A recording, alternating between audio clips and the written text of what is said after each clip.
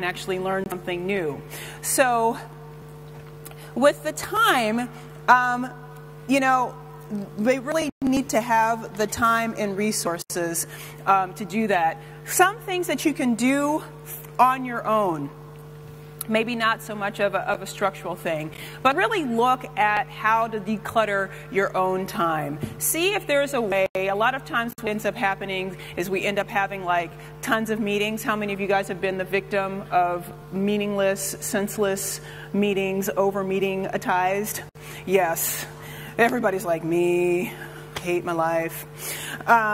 So take a look and see if there are ways that you can get out of meetings, if you can restructure within your team how meetings are done. Sometimes people, like, they start off being hour-long meetings, and the people are like, you know, we can actually do this in 15 minutes. If everybody just comes prepared to the meeting, comes, shares the stuff, and then leaves, we're out, we can do this in 15 minutes.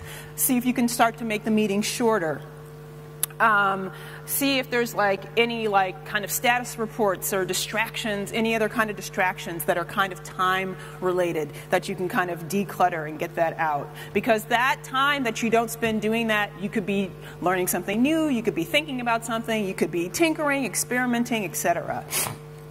Another thing to do is to actually apportion it. So some of this may not be, again, in your control, but if it's not in your control, I'm going to give you guys a tip on how to do this. So 20% time works when it's used. I actually just had a meeting at Google yesterday, and it was great because they were talking about, the person we were talking about, like, oh yeah, well that's so-and-so's 20% project. Oh, well that's so-and-so's 20% project. Oh, well that's so-and-so. And like everybody, that's just normal how they do it. How many of you guys